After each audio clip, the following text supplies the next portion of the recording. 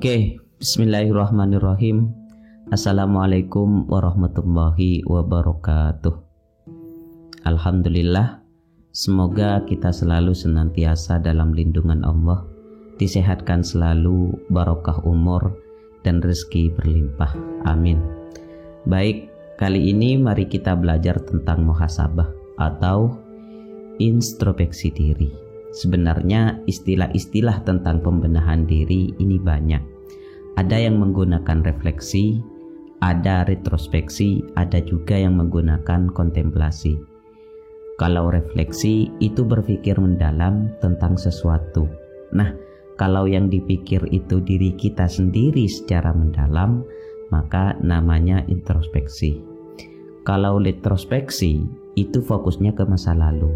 Jadi kalau kita belajar dari apa yang sudah terjadi atau belajar dari pengalaman orang lain, itu namanya retrospeksi. Nah, kalau kontemplasi itu semua dimensi dijelajahi secara mendalam, utuh, luas, dan lengkap. Jadi kontemplasi ini bisa diartikan gabungan dari refleksi dan retrospeksi tadi. Baik, itu tentang istilah-istilah yang intinya adalah mari kita jadikan hidup ini menjadi lebih baik. Mari kita muhasabah. Oke, baik. Di sini saya awali dari sebuah jargon dan ini sangat terkenal dalam dunia filsafat, yaitu know thyself atau gnoti syaton. Ya, kenalilah dirimu. Atau yang populer dalam Islam, man arafa nafsahu faqad arafa rabbahu. Barang siapa yang mengenal dirinya, sungguh ia telah mengenal Tuhannya. Jadi kuncinya hidup itu know thyself, mengenali diri, pengenalan tentang siapa aku.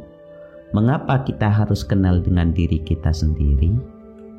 Karena kalau kita tidak kenal dengan diri kita, maka kita akan susah untuk bertindak, susah untuk ngapa-ngapain, bahkan susah untuk bisa hidup bahagia. Jadinya ya hidup serba kebingungan, mudah kena mental bahkan. Jadi mengapa kita harus muhasabah? Karena muhasabah itu adalah bentuk upaya kita untuk mengenal diri kita secara utuh. Jadi jangan sampai kita kehilangan identitas. Kita harus bisa mengenali diri kita yang sebenarnya. Kadang kan kita sibuk muhasabah tentang orang lain. Kita mengoreksi orang lain sangat dalam, sibuk menilai orang lain, sehingga lupa dengan diri kita sendiri. Makanya, ayo kita sisihkan waktu sebentar untuk menilai diri kita sendiri. Jadi gini, untuk muhasabah itu kita nggak harus nunggu waktu atau nunggu momen-momen tertentu, anytime, kapan saja lakukan. Karena kalau kita nunggu waktu yang pas, khawatir tidak sempat.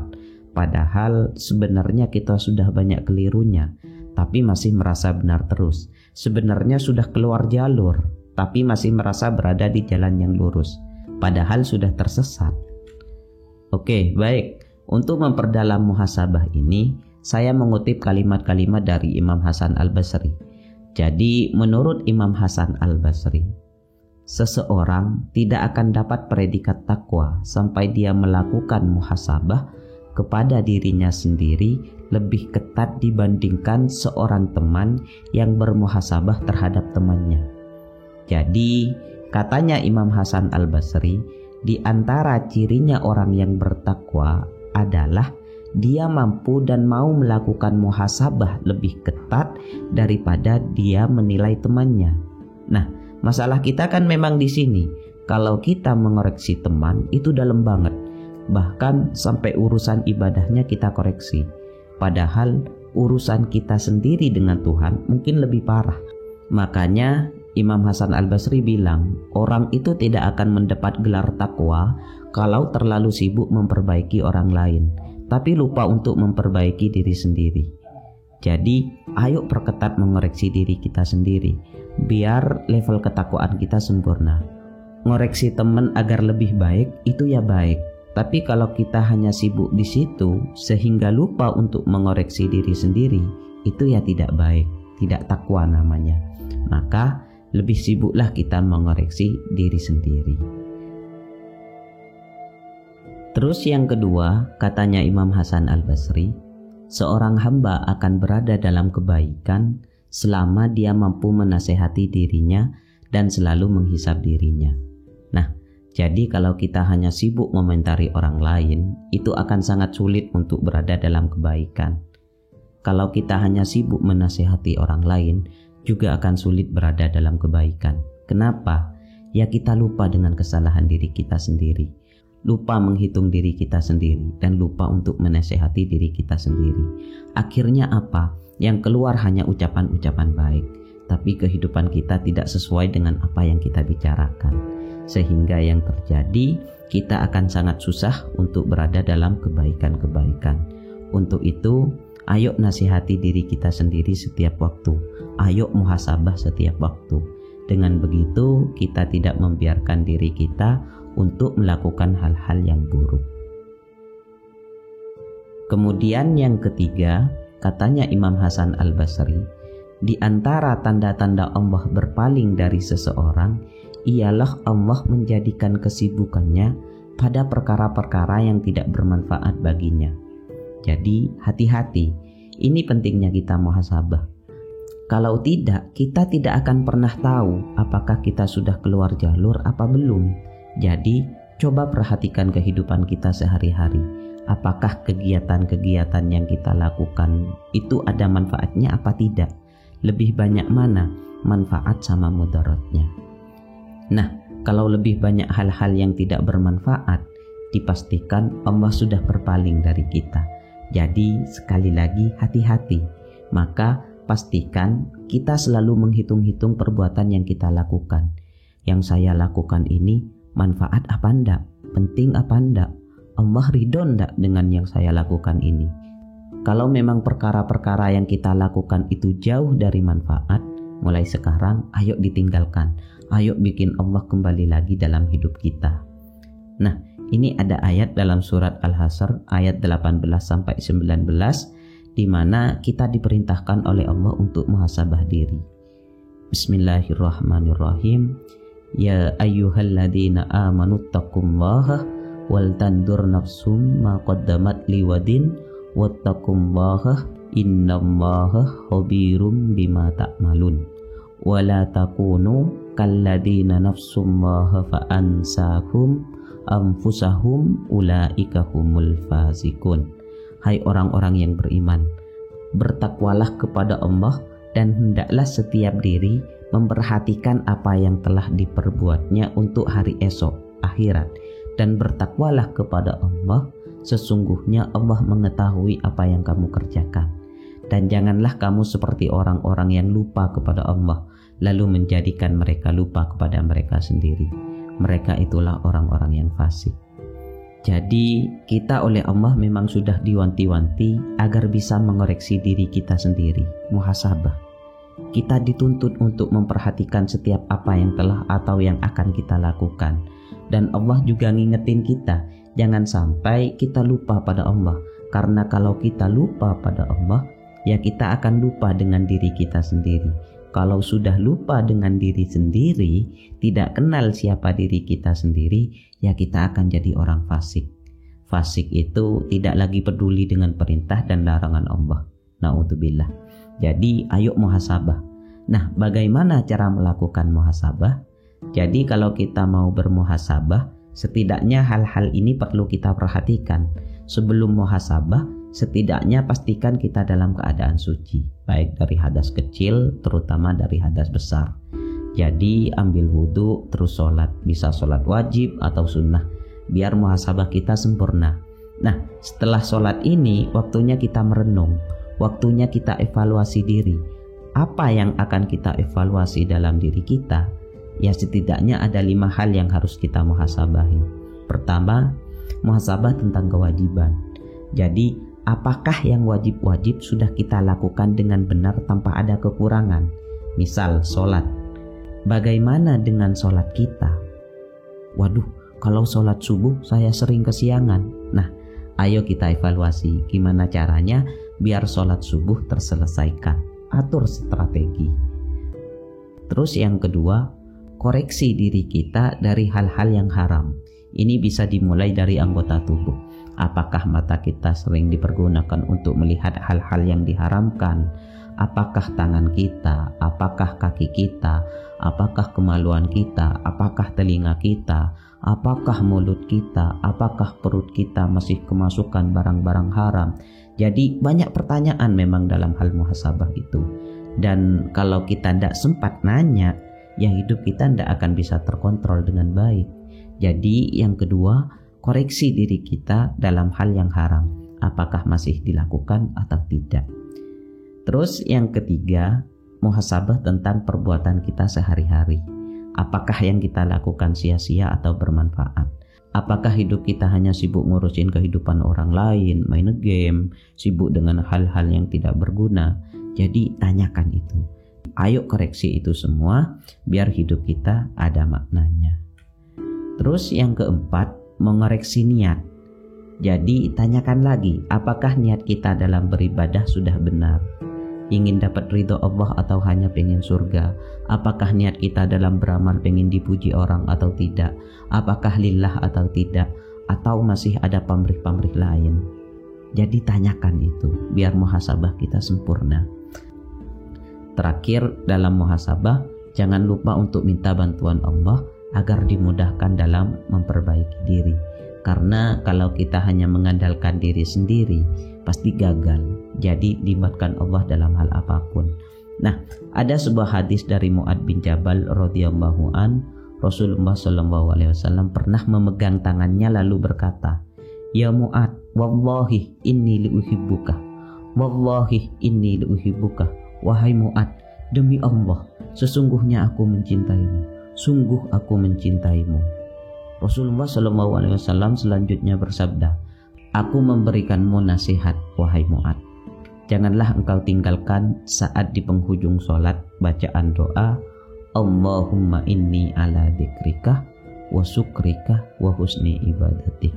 Ya Allah, tolonglah aku dalam berzikir, bersyukur, dan beribadah yang baik kepadamu."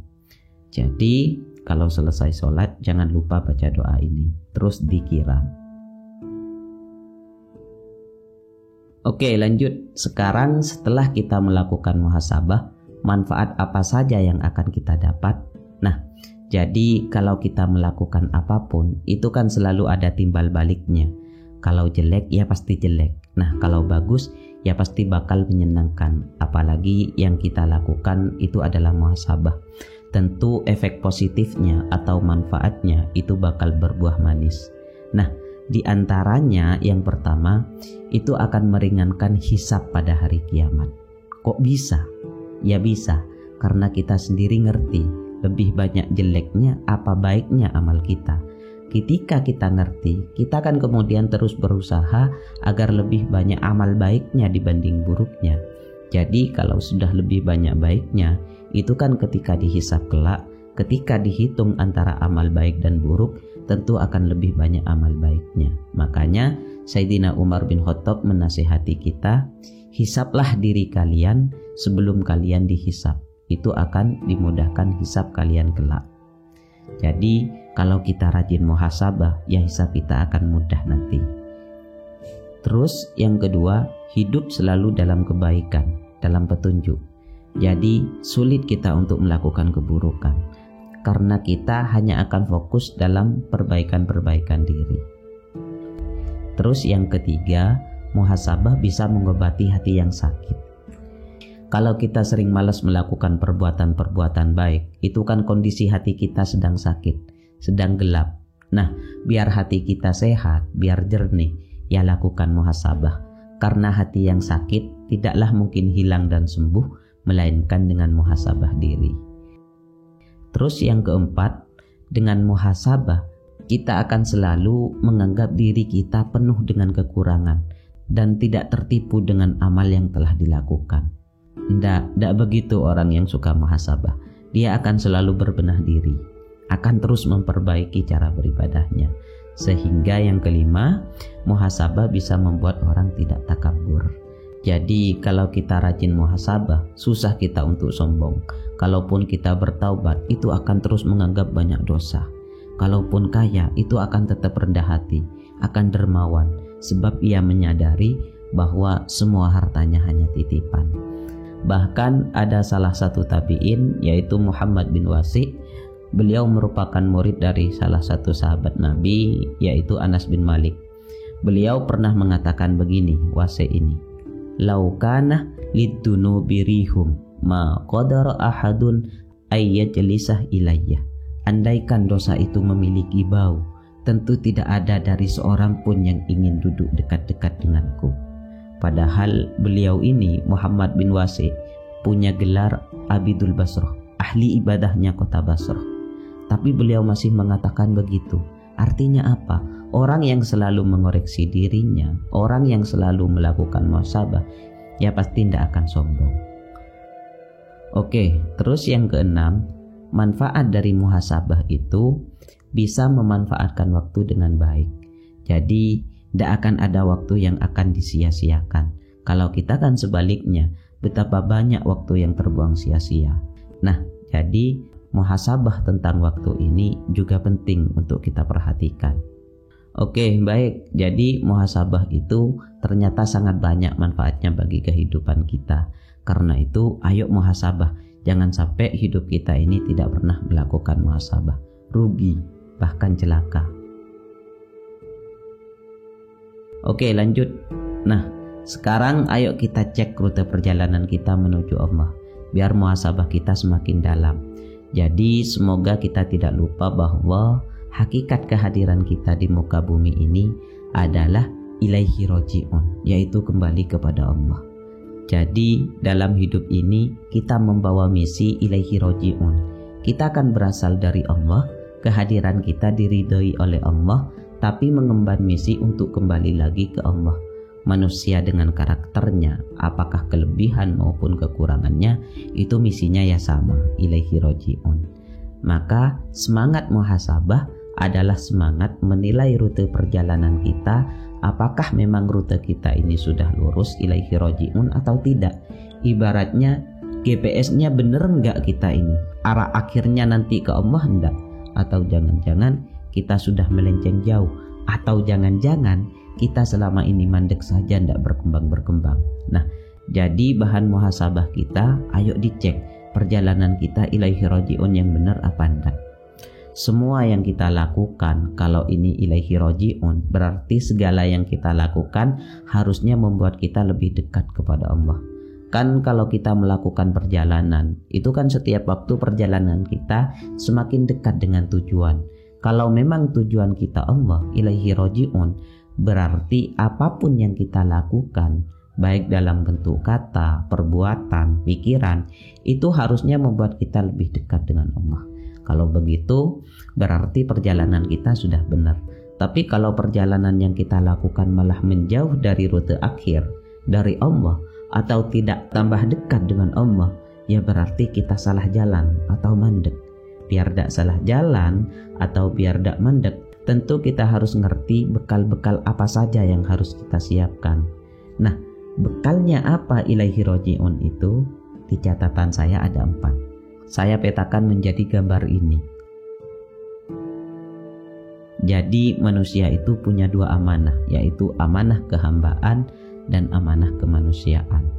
Menjadi manusia yang baik dan menjadi hamba Tuhan yang baik. Ini kunci jalan kembali ke Allah, ilaihi roji'un. Jadi hablum minan nas kita harus baik, hablum minallah kita juga harus baik. Ini tidak boleh saling menafikan. Omong kosong kalau ada orang ibadahnya baik, tapi pada sesama manusia sering gegeran, caci maki, apalagi sampai tidak saling menyapa. Tentu hablum minallahnya percuma, hablum minallahnya pasti kacau. Begitu juga dengan hubungan kita sama sesama manusia. Kalau hubungan kita hanya baik sama sesama manusia, tapi hubungan dengan Allah rusak, itu ya juga percuma. Jadi tidak boleh saling menafikan. Hubungan sama Allah harus baik, hubungan sama manusia juga harus baik. Maka kalau kita jadi manusia yang baik, berarti sekaligus saat itu kita juga menjadi hamba yang baik. Jadi ini 2 hal yang satu paket.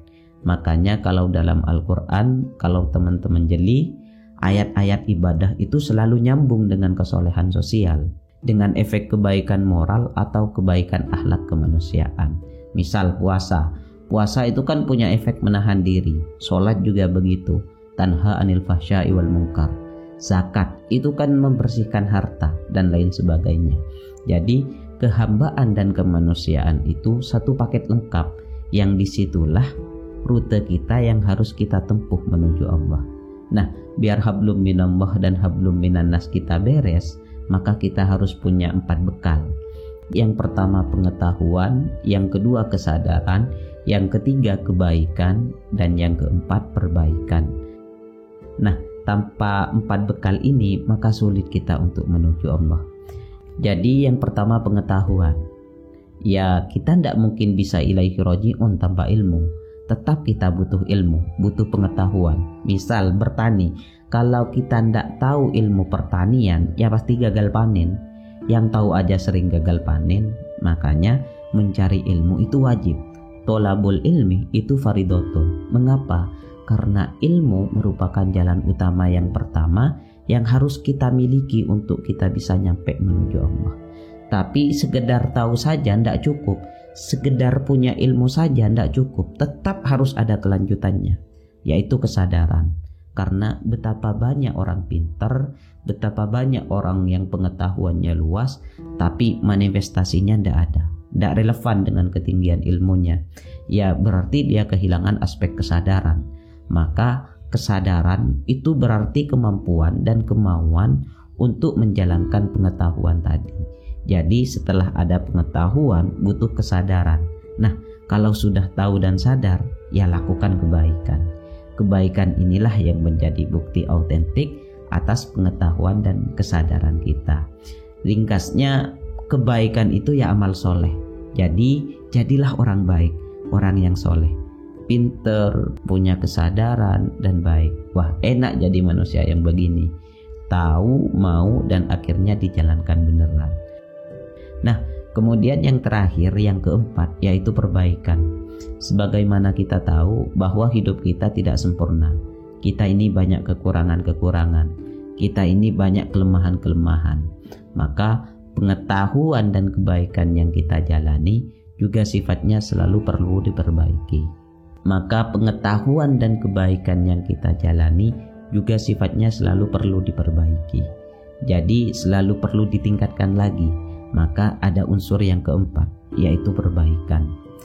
Perbaikan inilah yang namanya muhasabah. Jadi perbaikan ini maksudnya berarti ya kita tidak berhenti merasa diri kita sudah tahu dan sudah benar, baik dalam pikiran maupun perbuatan. Tapi kita juga sadar bahwa kita ini perlu ditingkatkan lagi, perlu lebih baik lagi, lebih baik lagi. Makanya yang keempat ini mengikatkan kita akan pentingnya muhasabah. Jadi jalan menuju Allah itu 2, kemanusiaan dan kehambaan. Terus bekalnya 4, pengetahuan, kesadaran, kebaikan, dan perbaikan. Ini jalan kita ilaihi roji'un. Oke, lanjut. Nah, ternyata memang tidak mudah untuk bisa sampai pada Allah. Ada banyak penghalangnya. Di catatan saya ada 10 penghalang saat kita ilaihi roji'un. Jadi kalau kita masih punya kualitas-kualitas 10 ini, jangan berharap muhasabah kita sukses. Biasanya 10 hal ini sering kita lakukan, padahal itu membuat kita jauh sama Allah. Yang pertama apa? Menunda-nunda. Sebenarnya dalam hal apapun, kalau ditunda-tunda, ya tidak akan jalan. Mau makan saja, kalau ditunda-tunda, ya bahaya. Begitu juga dengan muhasabah, ya tidak akan sampai-sampai pada Allah.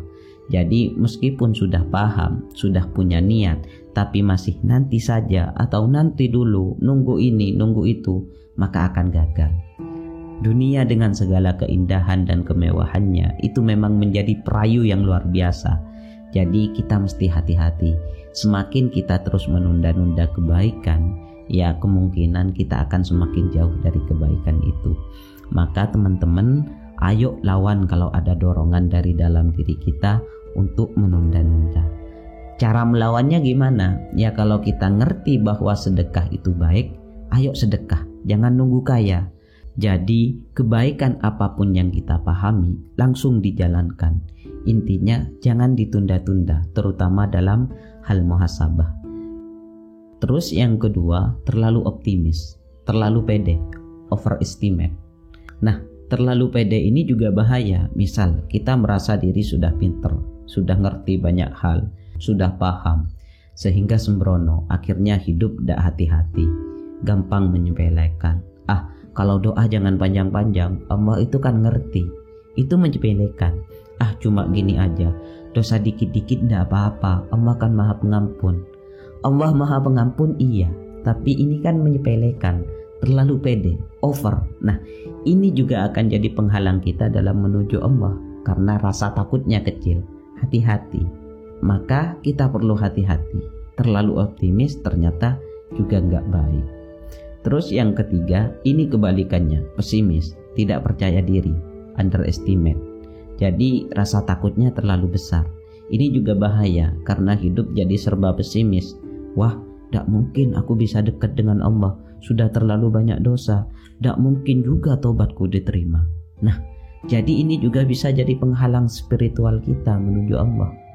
Kalau terlalu pesimis, itu biasanya nanti akan sampai pada titik ekstrim, yaitu putus asa. Padahal putus asa itu nanti statusnya bisa kufur. Makanya Allah tidak suka sama orang yang putus asa. Jadi terlalu optimis dan terlalu pesimis, dua-duanya bisa jadi penghalang spiritual kita menuju Allah. Kemudian yang keempat, ragu-ragu. Kita kan sering ragu biasanya dalam banyak hal. Misal ketika sedekah, ini baiknya sedekah 50.000 apa 100.000 ya? Kalau 100.000 kebanyakan ini, nanti saya sendiri yang sulit. Iya kalau langsung diganti sama Allah, kalau enggak, wah mending enggak usah sedekah deh. Nah, ragu-ragu. Kalau saya bantu dia nanti bakal bantu saya enggak? Dia kan orangnya cuek, enggak jadi dah. Ini kan ragu untuk melakukan kebaikan, masih sering kalkulasi untung rugi. Nah, kalau kita masih sering ragu untuk melakukan kebaikan, maka spiritual kita akan terhalang, akan susah untuk sampai ilaihi roji'un. Seandainya pun jadi sedekah, jadi membantu orang lain, biasanya kalau kita ragu-ragu itu jadi tidak mantap. Kalau dalam teori tasawuf tertentu, kemantapan hati itu adalah sumber dari keampuhan. Misal, kita sedang berdoa, kalau kita berdoa kepada Allah, yakin dikabulkan 100%, insya Allah 100% Allah akan mengabulkan. Tapi kalau kita ragu-ragu, misalnya 50% saja keyakinan kita, doa itu dikabulkan, ya insya Allah nanti hadirnya pengabulan juga 50%. Wong kita sendiri tidak yakin Allah mengabulkan, ya Allah tidak akan mengabulkan. Kata Allah, ana indoh dhanni abdi. Allah itu sesuai dengan prasangka hambanya. Jadi keraguan juga sumber penghalang jalan menuju Allah. Terus yang kelima, kemalasan. Saya rasa ini tidak perlu dijelaskan. Jadi ngertilah ya bagaimana dasarnya power of kemalasan ini. Intinya orang malas itu hampir hidupnya hanya untuk rebahan saja, bermalas-malasan. Oke, jadi ayo kita introspeksi. Terus yang keenam, kebosanan. Rasa bosan itu biasanya datang kapan saja. Misal kita berniat untuk selalu melakukan sholat malam. Pas awal-awal mungkin sangat menyentuh, meresapi, mendalami. Tapi lama-lama rasanya kok kayak formalitas, biasa-biasa saja, bahkan tidak ada rasa sama sekali. Nah, itu namanya kebosanan. Jadi kalau kita ingin membiasakan sesuatu, itu pasti akan ketemu dengan kebosanan. Lawan kebosanan ini karena dia bisa menjadi penghalang spiritualitas kita menuju Allah. Kalau menang kita melawan kebosanan, ya nanti akan istiqomah. Nah, kalau sudah istiqomah, rasa bosan itu akan pasti hilang, sudah tidak akan hadir lagi. Tantangan menuju istiqomah itu ya rasa bosan itu, maka lawanlah rasa bosan ini. Selanjutnya yang ketujuh, keterikatan. Semakin kita terikat oleh banyak hal, ya semakin kita tidak akan fokus untuk kembali ke Allah, untuk ilaihi roji'un. Semakin kita sibuk dengan hal-hal duniawi, semakin keras hati kita, maka ini akan menjadi penghalang kita menuju Allah. Jadi kurangi keterikatan kita dengan dunia. Ayo berusaha. Kemudian yang kedelapan, pamrih duniawi. Ini juga sama seperti keterikatan. Targetnya hanya duniawi. Capek-capek tahajud, capek-capek sholat duha, targetnya adalah biar kaya. Targetnya adalah biar dapat istri cantik. Targetnya adalah biar lulus ujian. Biasanya rasa bosan itu hadir ya karena pamrih duniawi ini. Jadi yang dihitung kalkulasi. Kalau saya sholat duha, kalau saya sholat tahajud, saya bakal dapat apa? Ya kalau hanya pamrih duniawi tujuan kita, ya perjalanan kita menuju Allah akan mandek, bahkan lebih jauh. Kemudian yang kesembilan, kurang bersyukur. Selalu merasa kurang dengan pemberian Allah, sehingga isinya cuma mengeluh, sambat. Ini akan menjadi penghalang spiritualitas kita menuju Allah. Jadi kalau kita sering mengeluh, sering merasa bahwa Allah tidak adil, bahkan menganggap bahwa Allah sudah kehilangan Rahman Rahimnya, maka jalan ilaihi roji'un kita akan terhalang, tidak akan sampai. Padahal orang yang tidak bersyukur ini tidak hanya dianggap salah, tidak hanya diberhentikan nikmatnya, tapi juga akan diazab. Sebagaimana firman Allah, la in syakartum la azidannakum wa la in kafartum inna adzabi lasyadid. Maka ayo kita menjadi hamba yang bersyukur. Apapun keputusan yang terjadi, berarti itu keputusannya Allah dan kita ridhoi. Kemudian yang terakhir, suudzon. Suudzon itu prasangka buruk pada apapun, pada siapapun, termasuk pada Allah. Misal kita menganggap, wah Allah mesti sudah marah ini sama kita, murka sama kita, benci sama kita. Ini suudzon, tidak boleh begitu. Begitu juga dengan manusia, kita itu ya tidak boleh suudzon, menganggap orang jahat, menganggap orang ini rusak, menganggap orang ini tidak akan bisa berubah, menganggap orang ini ahli maksiat dan pasti masuk neraka. Ini suudzon, tidak boleh begitu, karena ini bisa jadi penghalang spiritualitas kita menuju Allah. Jadi teman-teman, ayo coba muhasabah, kira-kira 10 penghalang spiritual untuk ilaihi roji'un ini ada ndak dalam diri kita? Kalau ada, ayo berjuang untuk membersihkannya. Karena ini nanti tidak hanya untuk urusan kita dengan Allah, untuk ilaihi roji'un, tapi termasuk urusan apapun. Termasuk hal-hal duniawi yang menjadi tanggung jawab kita. Silahkan direnungi bahwa 10 hal itu juga akan menjadi penghalang. Maka silahkan dimuhasabahi. Ayo kita berusaha menjadi lebih baik. Nanti hasilnya apa? Ya kita tawakal, kita ridhoi keputusannya Allah atas segala ikhtiar kita.